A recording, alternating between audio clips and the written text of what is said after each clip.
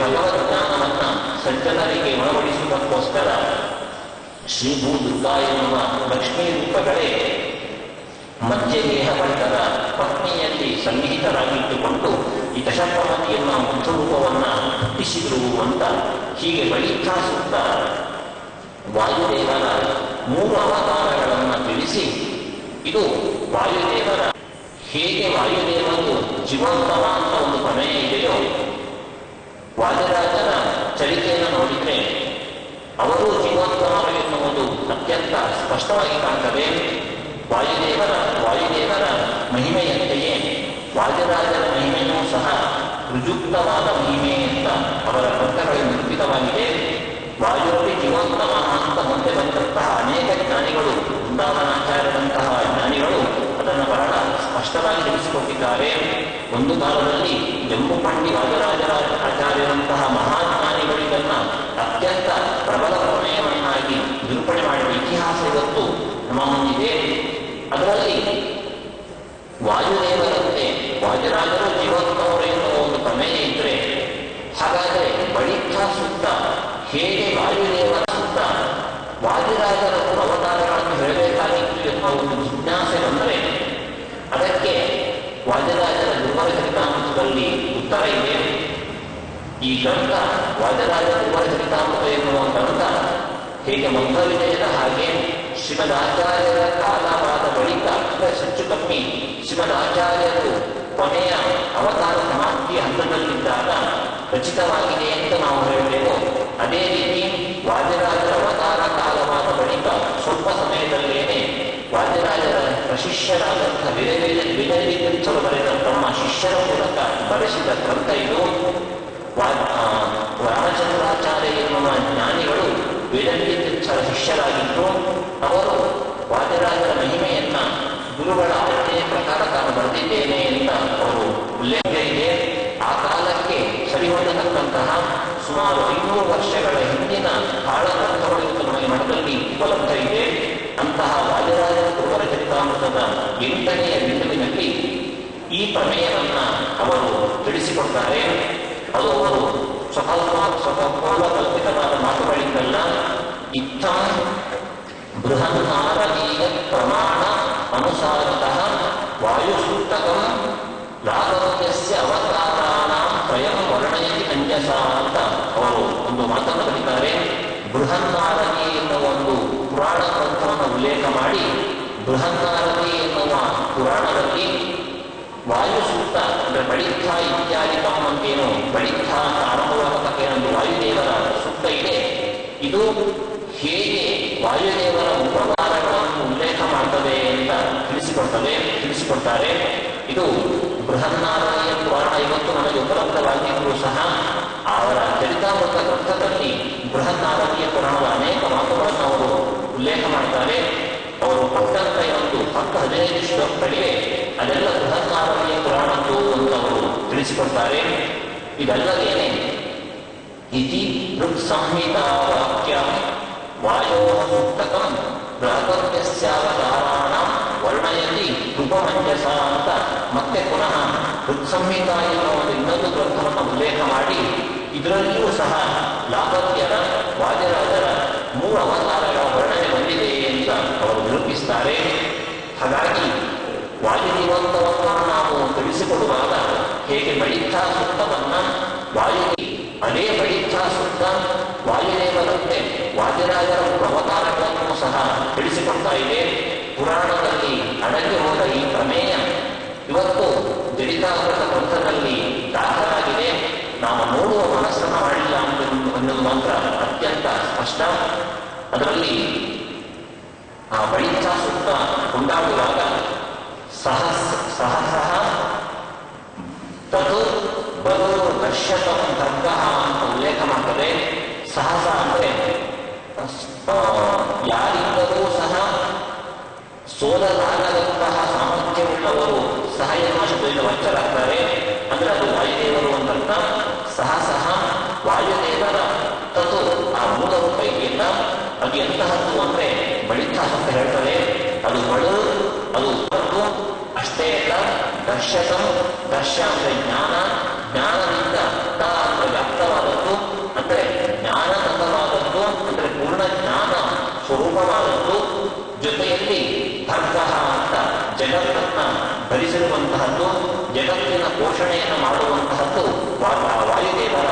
ಮೂಲ ರೂಪ ಅಂತ ಆ ವೇದ ಕೊಂಡಾಡ್ತದೆ. ಸಹಸ್ರಃ ತತ್ ಬಲು ದರ್ಶಕಂ ಖರ್ಗಃ ಅಂತ ಬಳಿತಾ ಸೂಕ್ತ ಹೇಳ್ತಾರೆ. ಅಂದ್ರೆ ವಾಯುದೇವರ ಮೂಲ ಸ್ವರೂಪ ಹೇಗೆ ಕೇಳಿದ್ರೆ ಅದು ವಾಯು ಬಲ ಸಂವಿಧಾನ ಜ್ಞಾನ ಮತ್ತೆ ಬಲ ಸ್ವರೂಪವಾದದ್ದು ವಾಯುದೇವರ ಮೂಲ ರೂಪ. ಮತ್ತೆ ಆ ವಾಯು ರೂಪ ಹೇಗಿದೆ ಕೇಳಿದ್ರೆ ಇಡೀ ಜಗತ್ತಿನ ಪೋಷಣೆಯನ್ನು ಮಾಡುವಂತಹದ್ದು, ಜಗತ್ತಿನ ಪ್ರತಿಯೊಂದು ವ್ಯಾಪಾರಗಳನ್ನು ನಡೆಸುವಂತಹದ್ದು ವಾಯುದೇವರೇ ಅಂತ ಅವೇದ ಕೊಂಡಾಡ್ತದೆ. ನಾವು ಸಹ ಭಗವಂತನ ಇಚ್ಛೆ ಹೇಗಿದೆ ಅಂತ ನಾವು ನೋಡ್ಲಿಕ್ಕೆ ಹೋದ್ರೆ ವಾಯೋಸ್ತಕಾಶ ಜಗತಃ ಪ್ರಪತ್ತಿಂ ಕಾಮಯತ್ಯಯ ಅಂತ ಆ ಶಾಸ್ತ್ರ ತಿಳಿಸಿಕೊಡುವಾಗ ವಾಯುದೇವರ ಮೂಲಕವೇ ಜಗತ್ತಿನ ಎಲ್ಲ ವ್ಯಾಪಾರಗಳನ್ನು ಭಗವಂತ ನಡೆಸ್ತಾ ಇದ್ದಾನೆ. ಹಾಗಾಗಿ ಸರ್ವಂ ದ್ವಿತೀಯೇ ಯತ್ ಪ್ರತಿಷ್ಠಿತಂ ತತ್ಸರ್ವಂ ವಾಯೋರ್ವಶೇ ತಿಷ್ಠತಿ ಅಂತ ಉಪನಿಷತ್ತು ಹೇಳುವಾಗೂ ಸಹ ಈ ಪ್ರಪಂಚದಲ್ಲಿ ಏನೆಲ್ಲ ಇದೆಯೋ ಅದೆಲ್ಲ ವಾಯುದೇವರ ಅಧೀನದಲ್ಲಿದೆ ಅಂತ ಉಪನಿಷತ್ತು ಸಹ ಕೊಂಡಾಡ್ತದೆ. ಹಾಗಾಗಿ ಇಡೀ ಜಗತ್ತಿನ ಪೋಷಣೆ ನಡೆಸುವಂತಹದ್ದು ಮೂಲತಃ ಭಗವಂತನಾದರೂ ಸಹ ಅಲ್ಲಿ ಮುಖ್ಯ ಮಾಧ್ಯಮ ವಾಯುದೇವರು. ಹೀಗಾಗಿ ಸಹಸಹ ತತ್ ವಾಯುದೇವರ ಮೂಲ ರೂಪ ಅದು ಬಲ ಜ್ಞಾನ ಸ್ವರೂಪವಾದದ್ದು, ಜೊತೆಯಲ್ಲಿ ಜಗದ್ಭರಣಕವಾದದ್ದು ಅಂತ ತಿಳಿಸಿದ್ರೆ ಇದೆಯೋ ಅದೇ ರೀತಿ ಲಾತವ್ಯರ ಮೂಲ ರೂಪ ವಾಯುರಾಜರ ಮೂಲ ಸ್ವರೂಪ ಲಾತವ್ಯ ಅಂತ, ಲಾತವ್ಯ ಚಕ್ರವರ್ತಿಗಳ ಮೂಲ ಸ್ವರೂಪವೂ ಸಹ ಇದೇ ರೀತಿಯಾದದ್ದು ಅಂತ ಬೃಹದಾವತಿಯ ಪುರಾಣ ಹೇಳದೆ. ಸಹಸ್ಯ ಸಹೋಪಸ್ಯ ದೇವಸ್ಯ ಲಾತವ್ಯಸ್ಯ ಕಲಾತ್ಮಕಂ ಮೂಲರೂಪಂ ಜ್ಞಾನಕಂ ಜಗದ್ಭರಣಕಂ ಯತಃ ಅಂತ ಇದು ಬೃಹದಾವತಿಯ ಪುರಾಣದ ವಾಕ್ಯ. ಅವರು ತಮ್ಮ ಗ್ರಂಥದಲ್ಲಿ ಉಲ್ಲೇಖ ಮಾಡಿದ ವಾಕ್ಯ ಇದು. ಸಹಸ್ಯ ಸಹೋರೂಪಸ್ಯ ದೇವಸ್ಯ ಯಾರಿಂದಲೂ ಸಹ ಅನುಭವಕ್ಕೊಳಗಾಗದಂತಹ ಸಾಮರ್ಥ್ಯವುಳ್ಳ ಲಾತವ್ಯ ಋಜುದೇವತೆಯ ಏನೋ ಮೂಲ ರೂಪ ಇದೆ. ಅದು ವಾಯುದೇವರ ಮೂಲ ರೂಪದಂತೆ ಬಲಾತ್ಮಕ ಬಲ ಸ್ವರೂಪವಾದದ್ದು, ಜ್ಞಾನಕಮ ಇದು ದರ್ಶನ ಸ್ವರೂಪಾತ್ಮಕವಾದದ್ದು, ಜೊತೆಯಲ್ಲಿ ಜಗದ್ಭರಣಕವ್ಯತಃ ಇದು ಭರ್ಗಃ ಎನ್ನುವ ಪದದ ಅರ್ಥ. ಹೀಗೆ ವಾಯುದೇವರ ಮೂಲ ರೂಪ ಹೇಗಿದೆಯೋ ಅದೇ ರೀತಿ ಲಾತವ್ಯರ ಮೂಲ ರೂಪಕ್ಕೂ ಸಹ ಅದೇ ರೀತಿಯಾದದ್ದು ಅಂತ ಹೇಳಿ ವಪುಷೇ ಸಹಸಃ ಅಜನಿ ದೇವಸ್ಯ ಅಜನಿ ಅಂತ ಬಳಿತ ಸೂಕ್ತ ಹೇಳ್ತದೆ.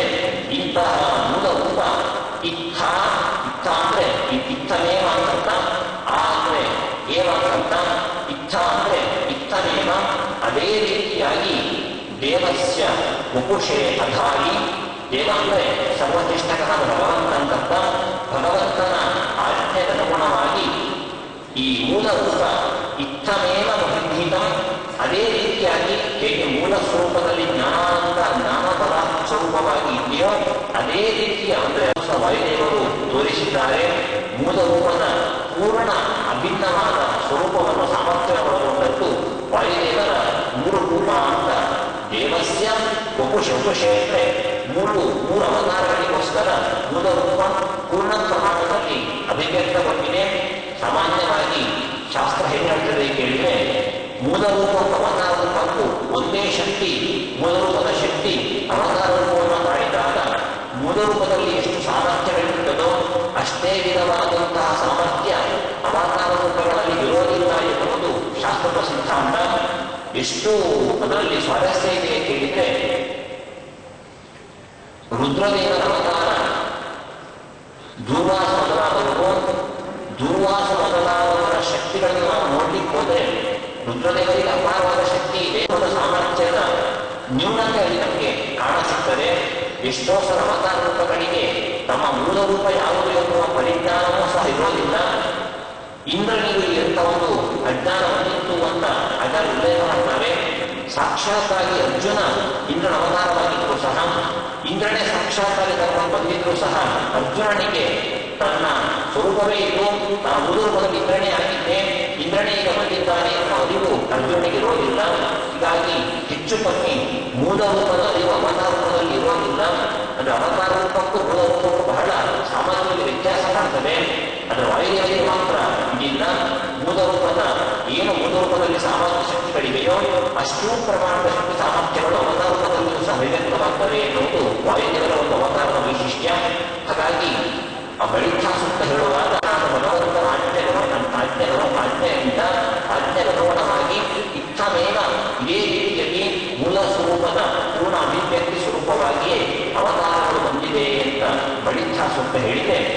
ಬೃಹನ್ಮಾರತಿಯ ಪುರಾಣ ಹೇಳ್ತದೆ, ಜಾತಂ ತದಾತ್ಮಕ ಸರ್ವಜ್ಯೇಷ್ಠಕಸ್ಯ ಮಹಾತ್ಮನಃ. ಅದೇ ಮೂಲಭೂತ ಲಾತವ್ಯರ ಮೂಲಭೂತ ಅದು ಪುನಃ ಹುಟ್ಟಿ ಬಂದಿದೆ. ತದಾತ್ಮಕಂ ಇತ್ತಮೇವೆ ಎನ್ನುವ ಶಬ್ದದ ಅರ್ಥ ತದಾತ್ಮಕಂ ಅಂತ. ಅದೇ ಮೂಲಭೂತದ ಜ್ಞಾನಪದಗಳನ್ನು ಇಟ್ಟುಕೊಂಡು ಜಗದ್ವಶಕವಾದಂಥ ಇದೊಂದು ಲಾತವ್ಯರ ಮೂಲರೂಪವಿದೆ. ಅದೇ ಅವತಾರದಲ್ಲಿ ಬಂದಿದೆ. ಉಪುಷೇ ಅಂತ ಗಣಿತ ಸೂಕ್ತ ಹೇಳಿದೆ. ರೂಪತ್ರವಾದ ರೂಪತ್ರಯ ಅವತಾರಾಯ ಮೂರು ರೂಪಗಳ ಅವತಾರಗಳಿಗೋಸ್ಕರ ಅದು ಬಂದಿದೆ. ನಿಹಿತಂ ಹರಿಣಾ ಸ್ವಯಂ ಗಳನ್ನು ಕಾಣುವುದಕ್ಕೆ ಅಧ್ಯಯನ ಮಾಡಿದ್ದಾನೆ. ಅದರ ಮೂರು ರೂಪ ಯಾವುದು ಎನ್ನುವ ಪ್ರಶ್ನೆ ಬಂದರೆ ಬೃಹನ್ಮಾರತಿಯ ಪುರಾಣ ಹೇಳ್ತದೆ, ಅಂಡಾತ್ ಬಹಿಸ್ಥಿತ ಮೂಲಂ. ಲಾತವ್ಯರ ಮೂಲ ರೂಪ ಏನಿದೆ ಅದು ಬ್ರಹ್ಮಾಂಡಕ್ಕಿಂತ ಹೊರಗಿನ ವ್ಯಾಪ್ತವಾದ ಪ್ರದೇಶದಲ್ಲಿ ಸನ್ನಿಹಿತವಾಗಿದೆ ಅಂತ ತಿಳಿಸಿಕೊಳ್ತದೆ. ಅದು ಋಷಿಗಳ ಸ್ವರೂಪವಾದಕ್ಕಾಗಿ ಬ್ರಹ್ಮಾಂಡ ವ್ಯಾಪ್ತವಾದಂತಹ ಪ್ರದೇಶಕ್ಕಿಂತಲೂ ಸಹ ಹೊರಗಡೆ ಸನ್ನಿಹಿತವಾಗಿದೆ ಅಂತ ತಿಳಿಸಿ, ಹಾಗಾಗಿ ಆ ಲಾತವ್ಯರ ಮೂರು ರೂಪ ಯಾವುದು ಅಂತ ಕೇಳಿದರೆ ಆ ಬೃಹನ್ಮಾರತಿಯ ಪುರಾಣ ಮುಂದೆ ವಿವರಿಸ್ತದೆ. ಪ್ರಥಮ ಮೊದಲ ರೂಪ ಯಾವುದು ಕೇಳಿದರೆ ಅದು ವಿಶ್ವರೂಪಾಂತಿಕೆ ಸ್ಥಿತ. ಮೊದಲ ರೂಪ ವಿಶ್ವರೂಪ ಎನ್ನುವ ಭಗವಂತನ ಸಮೀಪದಲ್ಲಿ ಇರತಕ್ಕಂತಹ ರೂಪ ಅದು ಲಾತಷ್ಟಾಂತಿಕ ಉಪಾಯ ಮತ್ತು ರುಕ್ಮಿಣಿಯ ಪತ್ರವನ್ನ ಏನೊಂದು ಸುದೇವ ಎನ್ನುವ ಹೆಸರಿನ ಬ್ರಾಹ್ಮಣ ಕೃಷ್ಣನ ಬಳಿಗೆ ಕೊಂಡೊಯ್ದ. ಆ ಮೂಲಕ ಕೃಷ್ಣ ರುಕ್ಮಿಣಿಯರಿಗೆ ಒಂದು ವಿವಾಹವಾಗುವುದಕ್ಕೆ ವೇದಿಕೆಯನ್ನು ಏನು ನಿರ್ಮಾಣ ಮಾಡಿಕೊಟ್ಟ ಒಬ್ಬ ವಿಜಯೋತ್ತಮ ಇದ್ದಾನೆ, ಸುದೇವ ಎನ್ನುವ ಬ್ರಾಹ್ಮಣನ ಅವತಾರ. ಇದು ಈ ಬ್ರಾಹ್ಮಣ ಅವತಾರ ಇದು ವಾಯುದೇವರ ಲಾತವ್ಯರ ಎರಡನೆಯ ರೂಪ. ಮೂರನೆಯದು ವಾದಿರಾಜಾಭಿಲಂ ಚೇತಿ ಮೂಲ ಭೇದ ವಿವರ್ಜಿತ. ಇನ್ನು ವಾದಿರಾಜ ಎನ್ನುವ ರೂಪ ಅದು ಮೂರನೇ ಅವತಾರ. ಹೀಗೆ ವಾಯುದೇವರಿಗೆ ಹೇಗೆ ಹನುಮಂತ ಮಧ್ವ ಭೀಮ ಎನ್ನುವ ಮೂರು ಅವತಾರಗಳಿವೆಯೋ ಅದೇ ರೀತಿ ಲಾತವ್ಯ ಋಷಿಗಳಿಗೂ ಸಹ ಮೂರು ಅವತಾರಗಳಿವೆ ಅಂತ ಬೃಹನ್ಮಾರತಿಯ ಪುರಾಣ ತಿಳಿಸಿಕೊಟ್ಟದೆ. ಇದನ್ನ ಮುಂದೆ ಬೃಹನ್ಮಾರತಿಯ ಪುರಾಣ ವಿವರಿಸ್ತದೆ. ಜ್ಞಾನಯಂತಾಂತಿದೆ. ಮತಿ ಅಂದರೆ ಹನುಮಂತ ಅಂತ. ಜ್ಞಾನಪೂರ್ಣನಾಗಿ ಮತಿ ಎನ್ನುವ ಶಬ್ದದಿಂದ ಕರೆಯಲ್ಪಡತಕ್ಕಂತಹ ಹನುಮಂತ ಏನ್ ಮಾಡಿದ ಅಂದ್ರೆ ಋತಸ್ಯ ವಿಷ್ಣೋ ಜ್ಞಾನಸ್ವರೂಪನಾದಂತಹ ಭಗವಂತನ ಧೇನಾಹ ಮಾತುಗಳನ್ನ, ಎಂತಹ ಮಾತುಗಳನ್ನ, ಸಸ್ಕೃತ ಅಮೃತಸ್ರಾವಕವಾದಂತಹ ಮೋಕ್ಷಪ್ರಾಪಕವಾದಂತಹ ಮಾತುಗಳನ್ನ ಅನಯಂತ ಶಿಷ್ಯರಲ್ಲಿ ತಂದು ಇರಿಸಿದ್ದಾನೆ. ಹನುಮಂತ ಮಾಡಿದ ಕೆಲಸ ಏನಂತ ಹೇಳಿದರೆ ಇವತ್ತಿಗೂ ಸಹ ಕಿಂಪುರುಷ ಖಂಡದಲ್ಲಿ ಸನಕಾದಿಗಳಿಗೆ ಮೂಲ ರಾಮಾಯಣದ ಕಥೆಯನ್ನ ಗಾನ ಮಾಡಿ ಅವನು ಅಮೃತವನ್ನ ಬಡಿಸ್ತಾ ಇದ್ದಾನೆ. ಕವಯತ್ನಂ ರಾಮಕೀರ್ತಿಯ ಹನುಮಂತ ಉಪಾಸನೆ ಅಂತ ಆ ಗ್ರಂಥ ಮೂಲ ಪ್ರಮಾಣಗಳು ಹೇಳುವ ಹಾಗೆ ವೀಣೆಯನ್ನು ಹಿಡಿದುಕೊಂಡು ಮೂಲ ರಾಮಾಯಣದ ಕಥೆ, ಮೋಕ್ಷಪ್ರಾಪಕವಾದಂತಹ ಮೂಲ ರಾಮಾಯಣಾದಿ ಗ್ರಂಥದ ಕಥೆಗಳನ್ನ, ರಾಮದೇವರ ಚರಿತೆಗಳನ್ನ ಯೋಗ್ಯ ಸನಕಾದಿಗಳಿಗೆ ಉಪದೇಶವನ್ನು ಮಾಡ್ತಾ ಇದ್ದಾನೆ.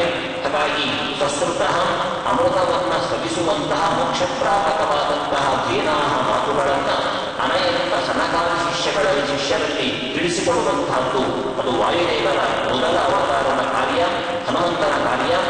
ಇದು ಒಂದು ಕಾರ್ಯವಾದರೆ ಇದೇ ಹನುಮಂತ ಋತಸ್ಯ ಅಂದರೆ ಜ್ಞಾನ ಸ್ವರೂಪನಾದಂತಹ ರಾಮದೇವರ ಮಾತುಗಳನ್ನ ಸೀತೆಗೆ ಹೋಗಿ ತಲುಪಿಸಿದ್ದಾನೆ.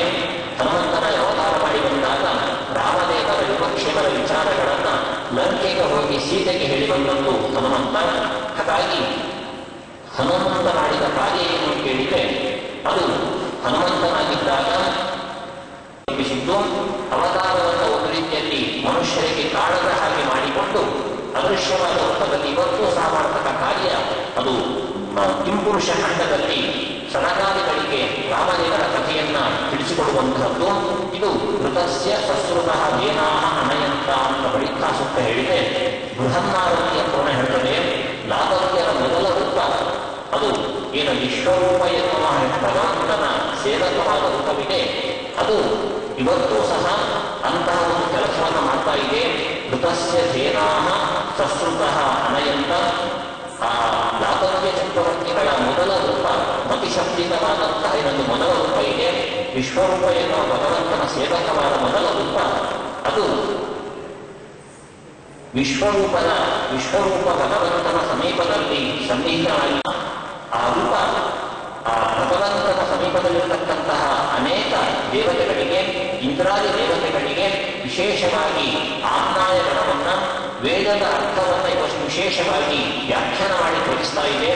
ವಿಶ್ವರೂಪಾಪಿದಂ ಹರಿ ನಿಷೇವಮಾನ ಸನ್ನಾಸ್ತೆ ಆಜ್ಞಾಯ ಗಣಮಂಜಸ ಶಿಷ್ಯೇಶು ಅನಯಂತ ಏನತು ಮತಿಶಕ್ತಿತಂ ರೂಪಮ ಅಂತ ಬೃಹನ್ನಾವತಿಯ ಪೂರ್ಣ ಹೇಳ್ತದೆ. ಮತಿಶಕ್ತಿತ ಮತಿ ಎನ್ನುವ ಶಬ್ದದಿಂದ ಹೇಳಲ್ಪಡತಕ್ಕಂತಹ ಪೂರ್ಣ ಜ್ಞಾನ ಸ್ವರೂಪವಾದಂತಹ ಲಾಭವ್ಯರ ಮೊದಲ ರೂಪ ಹನುಮಂತನ ಹಾಗೆ ಭಗವಂತನ ವಾಚಗಳ ಮಾತುಗಳನ್ನ ಅಮೃತ ಸ್ವಾಮಿನಿ ವಾಚಃ ಪಂಚರಾತ್ರಾದಿ ನಾಮಿಕಾ ಪಂಚರಾತ್ರ ಮೊದಲಾದಂತಹ ಶಾಸ್ತ್ರ ಗ್ರಂಥಗಳ ಮಾತುಗಳು ಅಮೃತಪ್ರಾಪಕವಾದಂತಹ ಮೋಕ್ಷಪ್ರಾಪಕ ವಿಶೇಷವಾಗಿ ವ್ಯಾಖ್ಯಾನ ಮಾಡಿ ತಿಳಿಸ್ತಾ ಇದೆ. ಇದು ಭಗವದ್ಗೀತೆಯ ಮೊದಲ ರೂಪ ಮತಿರೂಪ ಅಂತ ತಿಳಿಸಿ, ಎರಡನೆಯ ರೂಪ ಅದು ವೃಕ್ಷ, ಅದು ದ್ವಿತೀಯಮ ವೃಕ್ಷೋ ಪಿತಮ ಅಂತ ಬೆಳೀತಾ ಸುತ್ತ ಹೇಳ್ತಾರೆ. ಎರಡನೆಯ ರೂಪ ಅದು ವೃಕ್ಷ, ಅದು ಪಿತುಮ ಅಂತ ಹೇಳಿದೆ. ಅರ್ಥ ನೋಡಿದ್ದೇವೆ. ಪ್ರಧಾನಾಂಶಯಕಾರಿ ಆದ್ದರಿಂದ ಮತ್ತೆ ಬಹುಭೋಕ್ತೃಗಳಾದ್ದರಿಂದಾಗಿ ಭೀಮಸೇನಿಗೆ ವೃಕ್ಷ ಮತ್ತೆ ಪಿತುಮಾನ್ ಎನ್ನುವ ಶಬ್ದ ಬಂದಿದೆ ಅಂತ. ಈ ಲಾಭವ್ಯದ ಎರಡನೇ ರೂಪ ಏನಿದೆ ಅದೂ ಸಹ ವೃಕ್ಷವಾಗಿದೆ. ದ್ವಿತೀಯ ವೃಕ್ಷನಾಮಕಂ ಬೃಹನ್ನಾವತಿ ಪೂರ್ಣ ಹೇಳ್ತದೆ. ಎರಡನೇ ರೂಪವೂ ಸಹ ಭೀಮಸೇನನ ಹಾಗೆ ವೃಕ್ಷ ಎನ್ನುವ ಹೆಸರನ್ನು ಒಳಗೊಂಡದ್ದು. ಎರಡನೇ ರೂಪ ಯಾವುದು ಕೇಳಿದ್ರೆ ಅದು ಕೃಷ್ಣಾವತಾರಕ್ಕೆ ಹೋದಂತಹ ಒಬ್ಬ ದ್ವಿಜೋತ್ತಮ ವೇಷ, ದ್ವಿಜೋತ್ತಮಕ್ಕಾಗಿ ಶ್ರೇಷ್ಠ ಬ್ರಾಹ್ಮಣನಾಗಿ ಅವತಾರ ಮಾಡಿ ಬಂದು ರುಕ್ಮಿಣಿ ಬರೆದಂತಹ ಪತ್ರವನ್ನ ಕೃಷ್ಣನಿಗೆ ತಲುಪಿಸಿದಂತಹ ರೂಪವದು. ಈ ರೂಪ ಹೇಗೆ ವೃಕ್ಷವಾಯಿತು ಅಂತ ಕೇಳಿದ್ರೆ, ವೃಕ್ಷ ಅಂದ್ರೆ ಸೇನೆಯನ್ನು ನಾಶ ಮಾಡುವಂತಹದ್ದು. ಒಬ್ಬ ದ್ವಿಜೋತ್ತಮನಾಗಿ ಅವತಾರ ಮಾಡಿ ಬಂದಂತಹ ರಾಜಗಳು ಹೇಗೆ ಸೇನೆಯನ್ನು ನಾಶ ಮಾಡಿದ್ರು ಕೇಳಿದ್ರೆ ಬೃಹನ್ನಾವರಣ ಪುರಾಣ ಹೇಳ್ತದೆ. ಮಾತಕಾದಿ ಮಹಾಸೇನ ರೂಪಾನ ಕ್ಷಯಕಾರಕ ಕೃಷ್ಣ ದತ್ತಾಂತ ಭಕ್ತೃತ್ವತು ಅಂತ ಆ ಬೃಹನ್ನಾವತಿ ಪುರಾಣ ಹೇಳ್ತದೆ. ಈ ಲಾಭವ್ಯರ ಎರಡನೇ ರೂಪ ಏನು ದ್ವಿಜೋತ್ತಮನಾಗಿ ರಾಜರಾಜರು ಅವತಾರ ಮಾಡಿ ಬಂದು ಲಾಭವ್ಯರು, ಆ ರೂಪದಲ್ಲಿಯೂ ಸಹ ವಿಶೇಷವಾಗಿ ಸ್ವತಃ ತಾನೇ ಸೇನೆಗಳನ್ನು ನಾಶ ಮಾಡಲಿಲ್ಲ. ಆದರೆ ನಿಜವಾಗಿ ಏನಾಗಿತ್ತು ಅಂತ ನಾವು ನೋಡಬೇಕು. ರುಕ್ಮಿಣಿಯನ್ನ ಶಿಶುಪಾಲನೆ ವಹಿಸಬೇಕು ಅಂತ ಜಡಸಂಹಾರಿಗಳು ತೀರ್ಮಾನ ಮಾಡಿಬಿಟ್ಟಿದ್ದಾರೆ. ಇದಕ್ಕೆ ಎಷ್ಟು ಅವರು ಪೂರ್ವ ಯೋಜನೆಯನ್ನು ಮಾಡಿಕೊಂಡಿದ್ರು ಕೇಳಿದ್ರೆ, ರುಕ್ಮಿಣಿಯ ಸ್ವಯಂವರ ನಡೀತದೆ. ಆ ಸ್ವಯಂವರಕ್ಕೆ ಕೃಷ್ಣನಿಗೆ ಆಹ್ವಾನವೇ ಇಲ್ಲ. ಕೃಷ್ಣನಿಗೆ ಇದನ್ನು ತಿಳಿಸಿಕೊಡತಕ್ಕ ಒಂದು ಪ್ರಮೇಯವೇ ಇಲ್ಲ. ಕೃಷ್ಣ ಆಹ್ವಾನ ಇಲ್ಲಿದ್ರೆ ಖಂಡಿತ ಬರೋದಿಲ್ಲ. ಆವಾಗ ನಾವು ಅನಾಯಾಸವಾಗಿ ಕೃಷ್ಣನ ಎದುರಿಸುವ ಒಂದು ಪ್ರಮೇಯ ಬರೋದಿಲ್ಲ. ನೇರವಾಗಿ ನಾವು ನಮ್ಮ ಇಚ್ಛೆಯಂತೆ ರುಕ್ಮಿಣಿಯನ್ನ ಶಿಶುಪಾಲನೆಗೆ ಮದುವೆ ಮಾಡೋದು ಅಂತ ಸ್ವತಃ ರುಕ್ಮಿಣಿಯ ಅಣ್ಣ ರುಕ್ಮಿ ಒಪ್ಪಿಕೊಂಡಿದ್ದ. ಜಡಸಂಧಾದಿಗಳ ಬೆಂಬಲ ಇತ್ತು. ಹೀಗೆಲ್ಲ ವ್ಯವಸ್ಥೆ ಮಾಡಿ ಕೃಷ್ಣ ಬಂದರೂ ಸಹ ನೀವು ಆಸನ ಕೊಡಬಾರದು, ಆಸನ ಕೊಡದೇ ಇದ್ದಾಗ ಅವಮಾನವಾಗಿ ಕೃಷ್ಣ ವಾಪಸ್ ಹೋಗ್ತಾನೆ. ಅಂತೂ ಕೃಷ್ಣನನ್ನ ಆದಷ್ಟು ದೂರದಲ್ಲಿ ಇರಿಸಿ ನಾವು ವಿವಾಹ ಮಾಡಬೇಕು ಅಂತ ತೀರ್ಮಾನ. ಖಂಡಿತವಾಗಿ ಈ ಸಲ ಗೆಲ್ಲುವವರು ಎಲ್ಲ ಸಲ ನಾವು ನಮಗೆ ಕೃಷ್ಣನಿಂದ ಸೋಲು ಉಂಟಾಗಿದ್ರು ಸಹ ಈ ಸಲ ಮಾತ್ರ ನಮಗೆ ಸೋಲು ಸಾಧ್ಯವಿಲ್ಲ ಅಂತ ಒಂದು ದುರಹಂಕಾರದಿಂದ ಮಾಗಧ ಮೊದಲಾದವರ ಸೇನೆ ಬೆಳೀತಾ ಇತ್ತು. ಇದನ್ನು ನಾಶ ಮಾಡಲಿಕ್ಕೆ ನಾಂದಿ ಹಾಕಿದ್ದು ಈ ಬ್ರಾಹ್ಮಣ ರೂಪದ ಲಾಭವ್ಯ ಚಕ್ರವರ್ತಿಗಳು. ಅವರೇನ್ ಮಾಡಿದ್ರು ಅಂದ್ರೆ ರುಕ್ಮಿಣಿ ಬರೆದಂತಹ ಪತ್ರವನ್ನ ಕೃಷ್ಣನಿಗೆ ಅತ್ಯಂತ ವೇಗವಾಗಿ ತಲುಪಿಸಿ ಕೃಷ್ಣ ಆ ಸ್ವಯಂವರ ಇರತಕ್ಕಂತಹ ಸ್ಥಳಕ್ಕೆ ಬರುವಂತೆ ಮಾಡಿದ್ದು ಈ ಬ್ರಾಹ್ಮಣ. ಆ ಪತ್ರದ ಮೂಲಕ ಕೃಷ್ಣನಿಗೆ ವಿಷಯವನ್ನ ಪತ್ರವನ್ನು ತಿಳಿಸಿದ್ರು ಸಹ ಬರ್ತಾನೆ, ಆ ವಿಷಯ ಬೇರೆ ಅಂತೂ ಆ ಕೆಲಸವನ್ನು ಮಾಡಿದ್ದು ಈ ಬ್ರಾಹ್ಮಣ ಅಂತಕ್ಕಂತಹ ಲಾಭವ್ಯ ಚಕ್ರವರ್ತಿಗಳು.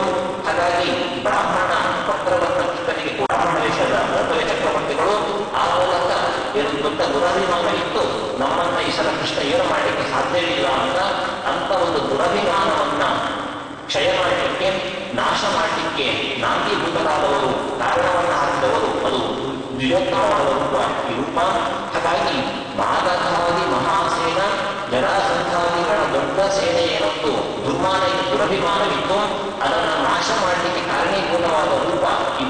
ದ್ವಿಜೋತ್ತಮ ರೂಪ, ಅದು ವೃಕ್ಷ ಅಂತ ಕರೆದಿದೆ. ಸರಿ, ಭೀಮರೂಪ ವೃಕ್ಷ ಆದ ಹಾಗೇನೆ ಲಾತವ್ಯ ಎರಡನೇ ರೂಪ ದ್ವಿಜೋತ್ತಮ ರೂಪ ವೃಕ್ಷ ಅಂತ ಕರೆಯೋಣ. ಆದ್ರೆ ಭೀಮಸೇನ ಹನುಮಾನ್ ಆದ ಹಾಗೇನೆ ಈ ರೂಪ ಏನಾಗಿತ್ತು ಅಂತ ಕೇಳಿದ್ರೆ ಬೃಹನ್ನಾರಾಯಣ ಪುರಾಣ ಹೇಳ್ತಾರೆ, ಕೃಷ್ಣ ತತ್ವ ವಿಚಿತ್ರಾತ್ಮ ಭೋಕ್ತೃ ಅಂತ ಕೇಳಿದ್ರೆ ರುಕ್ಮಿಣಿ ಪತ್ರವನ್ನು ಕೃಷ್ಣನಿಗೆ ಹೋಗಿ ಕೊಟ್ಟಾಗ ಕೃಷ್ಣ ಈ ಬ್ರಾಹ್ಮಣನಿಗೆ ಸತ್ಕಾರವನ್ನು ಮಾಡಿದ. ಸ್ವತಃ ತನ್ನ ಕೈಯಿಂದ ಅನ್ನಾದಿಗಳನ್ನು ಬಡಿಸಿದ. ಅದನ್ನ ಸ್ವೀಕಾರ ಮಾಡಿದ್ದು ಈ ದ್ವಿಜೋತ್ತಮ ರೂಪದ ಲಾತವ್ಯ ಚಕ್ರವರ್ತಿಗಳು. ಪಿತುಮಾನ್ ಎನ್ನುವ ಶಬ್ದಕ್ಕೆ ಇದು ಅರ್ಥ ಅಂತ ಬೃಹನ್ನಾರದಿಯ ಪುರಾಣ ತಿಳಿಸಿಕೊಡ್ತದೆ. ಪಿತು ಎನ್ನುವ ಶಬ್ದಕ್ಕೆ ಅನ್ನ ಅರ್ಥ, ಪಿತುಮಾನ್ ಅಂದ್ರೆ ಅನ್ನವನ್ನ ತಿಂದವ ಅಂತ, ಅನ್ನವನ್ನ ಸ್ವೀಕರಿಸಿದವ ಅಂತ.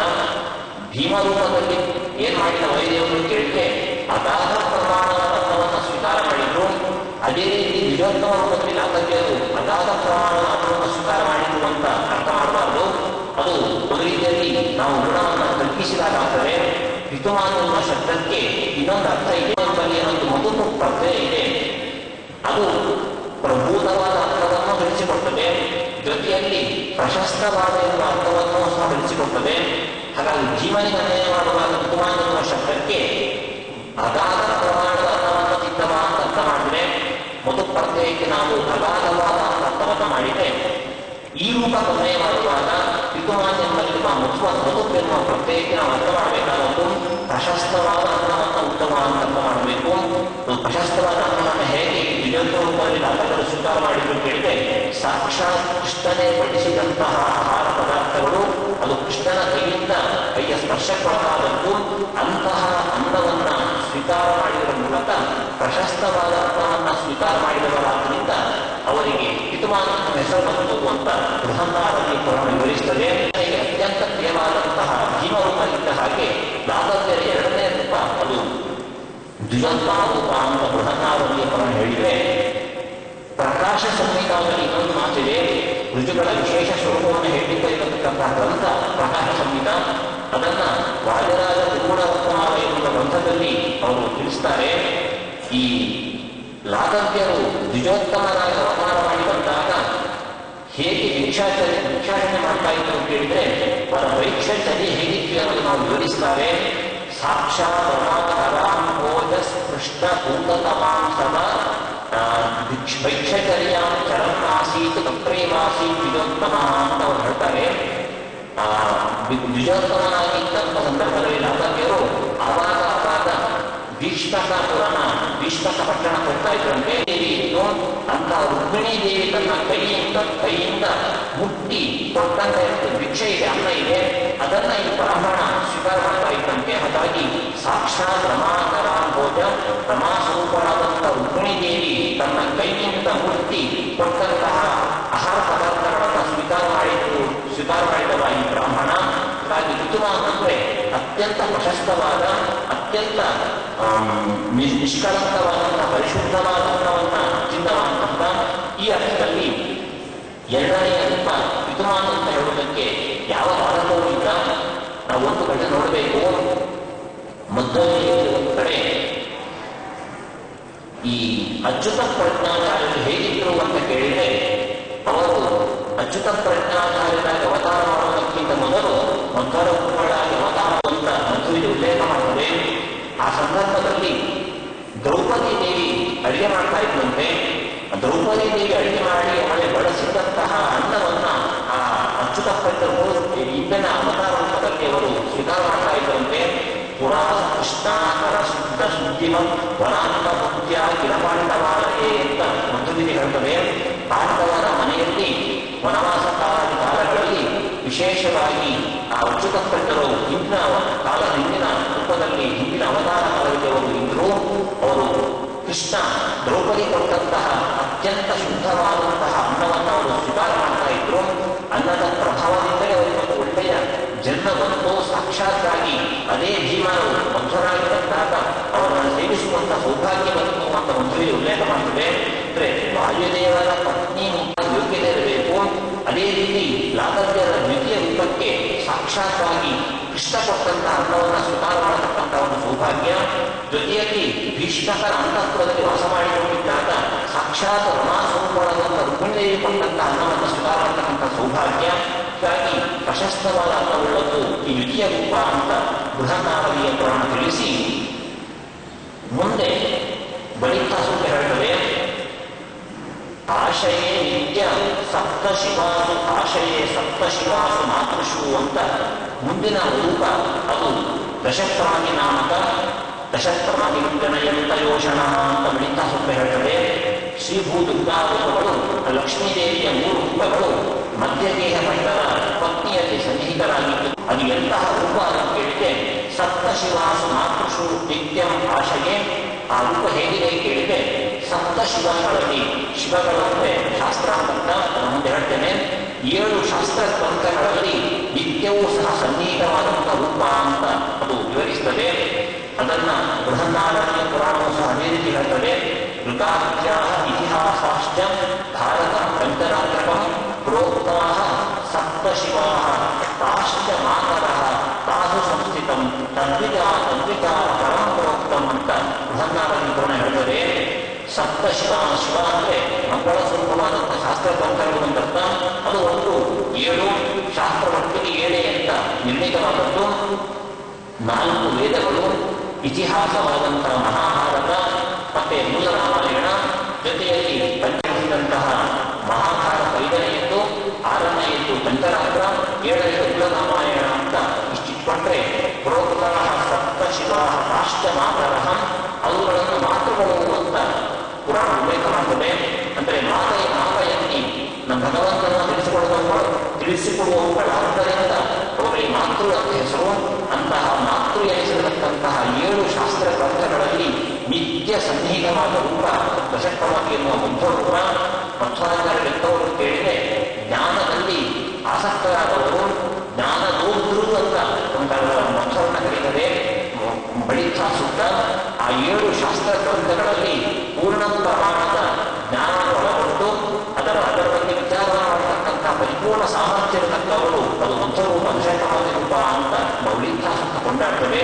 ಪೂರ್ಣ ಜ್ಞಾನ ಉಳ್ಳವರು, ಆ ಮೂಲಕ ಭಗವಂತನ ಪೂರ್ಣ ಜ್ಞಾನ ಸಂಪಾದಿಸಿದವರು ದಶಪ್ರಮಾದಿಗಳು ಅಂತ. ಹೀಗೆ ವಾಯುದೇವರ ಮೂಲ ರೂಪವನ್ನ 3ನೇ ರೂಪವನ್ನ ಬಳಿಕಾಸುತ್ತ ದಶಪ್ರಮಾದಿ ಅಂತ ಕರೆದ್ರೆ ಬೃಹನ್ನಾರಣ್ಯ ಹೇಳ್ತದೆ. ತತ್ ವಾದಿರಾಜಾಪಿತಂ ವಪುಃ, ಅದೇ ರಾಘವ್ಯರು 3ನೇ ರೂಪದಲ್ಲಿ ವಾದಿರಾಜರಾಗಿ ಅವತಾರ ಮಾಡಿದರು. ಇದೂ ಸಹ ದಶಪ್ರವತಿ ನಾಮಕಂ ಅಂತ, ದಶಪ್ರವತಿ ಎನ್ನುವ ಹೆಸರು ವಾದಿರಾಜ ರೂಪಕ್ಕೂ ಇದೆ ಅಂತ ಬೃಹನ್ನಾರಣ್ಯ ಹೇಳ್ತದೆ. ಹೇಗೆ ಅಂದರೆ ವಾದಿನಾಂ ಜ್ಞಾನದಾನೈಕ ಶೀಲಾನಾಂ ರಾಜನಂಜತಃ ವೇದಿ ಜ್ಞಾನಂ ಸಮನ್ವಿಷ್ಟಂ ವೇದಿ ಜ್ಞಾನವದಾಹೃತಂ ರಾಜನಂ ಹರಿಶಬ್ದಿತಂ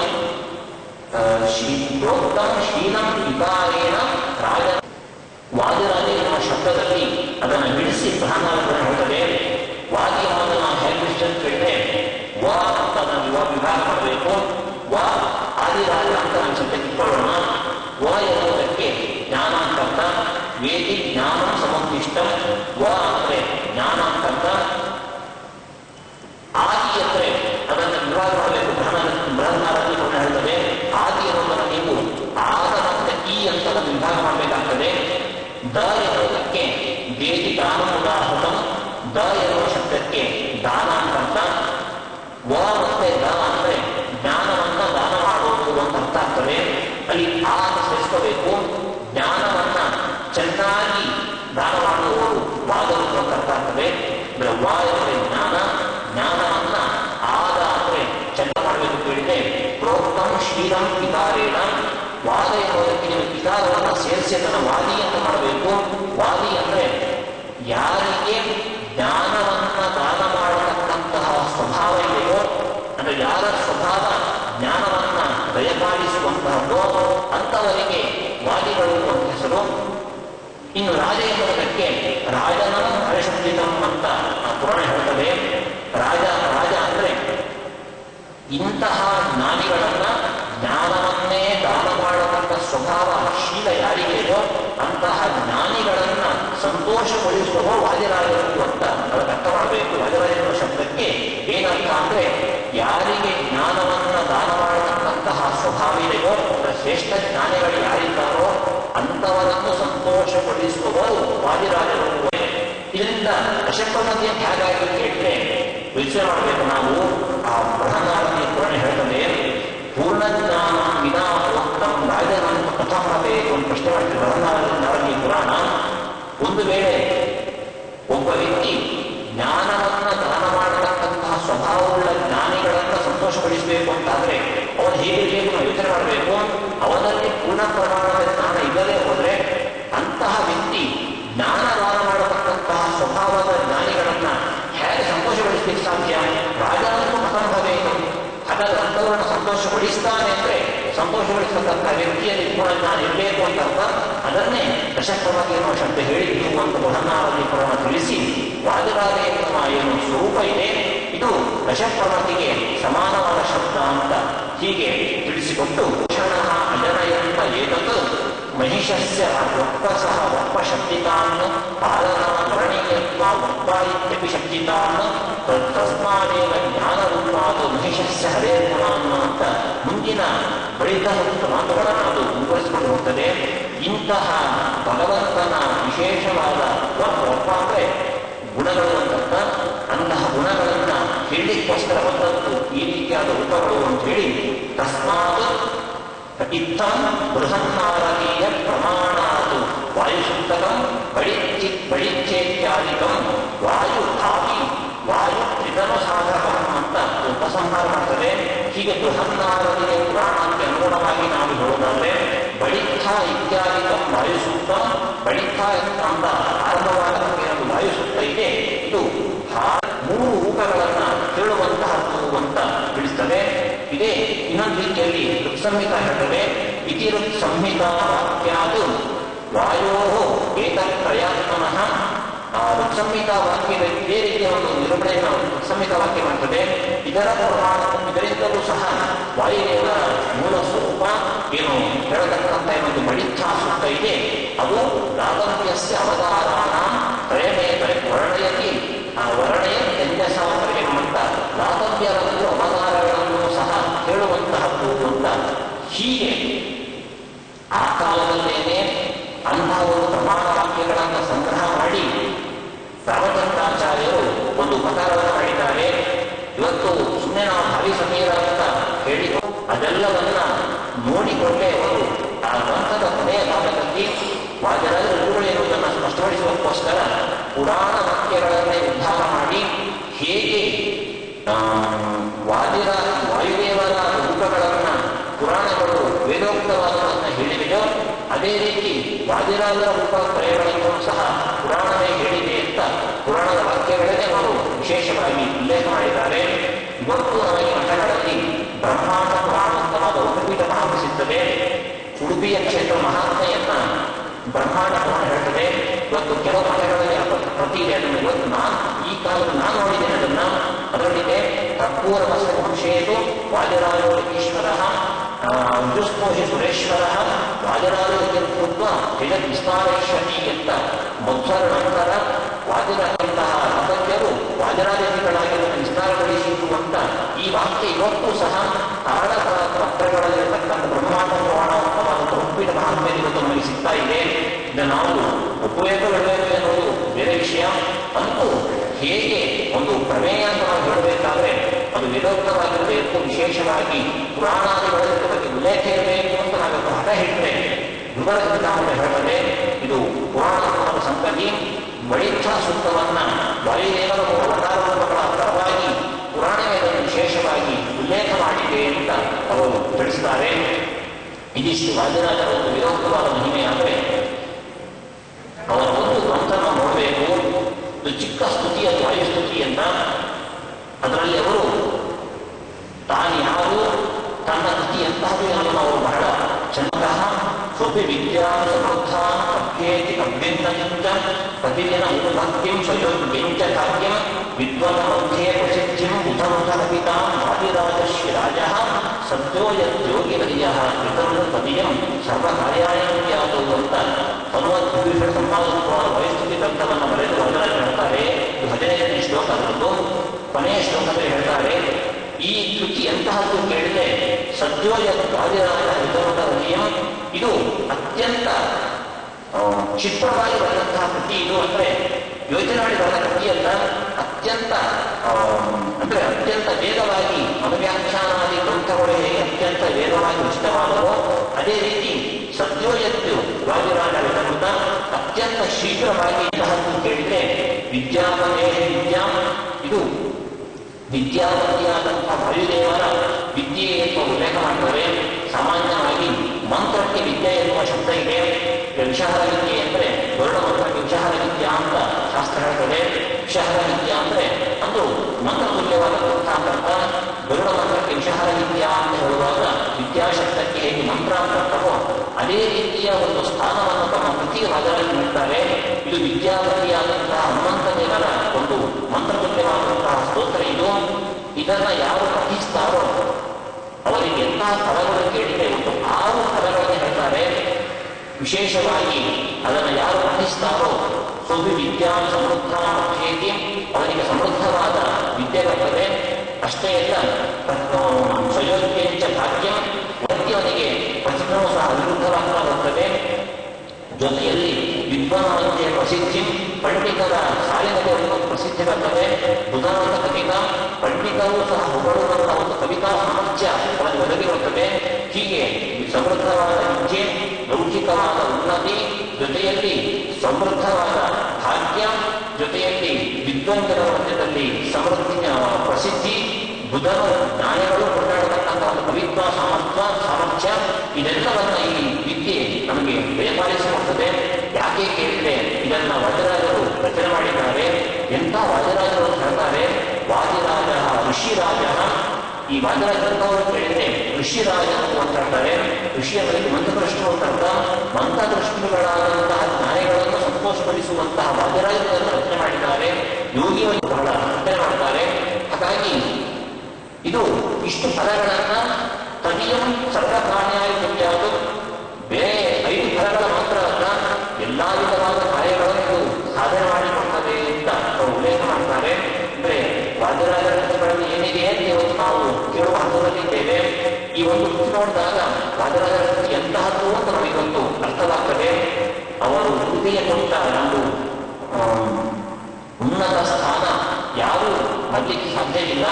ಅವರು ಹೇಳ್ತಾರೆ, ಉಡುಪಿ ಎಂತಹ ಕ್ಷೇತ್ರ ಅಂತ ಹೇಳುವಾಗ ಅವರು ಎಷ್ಟು ಸರಸವಾಗಿ ನಿರ್ಣಯ ಮಾಡ್ತಾರೆ ಕೇಳಿದ್ರೆ, ಈ ಉಡುಪಿ ಯಾವುದಕ್ಕೆ ಸಮಾನವಾಗಿದೆ ಕೇಳಿದ್ರೆ ದ್ವಾರಕೋಪಮ ಅಂತ ಹೇಳ್ತಾರೆ. ಒಂದು ಕಡೆಯಲ್ಲಿ ಉಡುಪಿ ಕ್ಷೇತ್ರ ದ್ವಾರಕೆಗೆ ಸದೃಶವಾದ ಕ್ಷೇತ್ರ. ಜಿಕೃತೋಮ ಉಪೇತ ಪಟಾಲಯಂ ಹರಿಮಾಲಯಂ ಅಂತೇಳಿ ಈ ಉಡುಪಿ ಕ್ಷೇತ್ರಕ್ಕೆ ಉಪಮೆ ಇಲ್ಲ ಅಂತ ಹೇಳ್ತಾರೆ ಅವರು. ಒಂದು ಕಡೆ ಅಂದ್ರೆ ದ್ವಾರಕೆಗೆ ಸದೃಶವಾದ ಉಡುಪಿ ಕ್ಷೇತ್ರ ಅಂತ ಹೇಳಿದ ವಾದರರು ಅದೇ ಶ್ಲೋಕದ ಒಂದು ಕಡೆ ಹೇಳ್ತಾರೆ, ಇದಕ್ಕೆ ಉಪಮೆ ಇಲ್ಲ ಅಂತ ಹೇಳ್ತಾರೆ.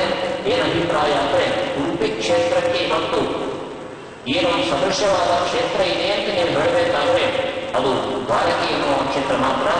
ಉಡುಪಿಗೆ ಸಮಾನವಾದ ಕ್ಷೇತ್ರ ಅಂದ್ರೆ ಅದು ದ್ವಾರಕೆ ಮಾತ್ರ. ಹಾಗೆ ಇವತ್ತು ದ್ವಾರಕೆ ಇಲ್ಲ ಅಂದ್ರೆ ಉಡುಪಿಗೆ ಸಮಾನವಾದ ಇನ್ನೊಂದು ಕ್ಷೇತ್ರ ಇಲ್ಲ ಅಂತ. ಹಾಗಾಗಿ ದ್ವಾರಕೆಗೆ ಸಮಾನವಾದ ಉಡುಪಿ ಕ್ಷೇತ್ರ ಅಂತ ಈ ಕ್ಷೇತ್ರವನ್ನು ಅವರು ಕೊಂಡಾಡ್ತಾರೆ. ಹಾಗಾಗಿನೇ ಅವರು ಮುಖ್ಯದ ಒಂದು ಕಡೆ ಹೇಳ್ತಾರೆ, ಬೇರೆ ಕ್ಷೇತ್ರಗಳಿಗೆ ನಾವೇನಾದರೂ ಪಾಪಕರ್ಮಗಳನ್ನು ಮಾಡಿದರೆ ಪುಣ್ಯಕ್ಷೇತ್ರಗಳಿಗೆ ನಾಶವಾಗಿ ಹೋಗ್ತದೆ. ಅದರ ಪುಣ್ಯಕ್ಷೇತ್ರಗಳೇ ಬರುತ್ತೆ ಶಾಶ್ವತವಾಗಿ ಉಳಿತದೆ ಅಂತ ನಾವು ಹೇಳ್ತೇವೆ.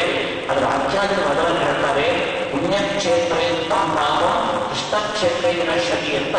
ಉಳಿದ ಪುಣ್ಯಕ್ಷೇತ್ರಗಳಲ್ಲಿ ಏನಾದರೂ ನಮ್ಮಿಂದ ಪಾಪಗಳು ನಡೆದು ಹೋಗಿದ್ರೆ ಅದರ ನಿರ್ಧಾರಣ ಕೃಷ್ಣಕ್ಷೇತ್ರದಲ್ಲಿ ಇರ್ತದೆ ಅಂತ ಹೇಳ್ತಾರೆ. ಕೃಷ್ಣಕ್ಷೇತ್ರಕ್ಕೆ ಎಷ್ಟು ಮಹತ್ವ ಇದೆ ಕೇಳಿದ್ರೆ, ಉಳಿದ ಪುಣ್ಯಕ್ಷೇತ್ರಗಳಲ್ಲಿ ನಾವು ಪಾಪಗಳನ್ನು ಮಾಡಿದ್ರೆ ಅದರ ಪರಿಮಾಣ ಹಿಡಿತದೆ ಅಂತ ಕೃಷ್ಣಕ್ಷೇತ್ರದ ಮಹತ್ವವನ್ನು ತಿಳಿಸಿಕೊಡ್ತಾರೆ.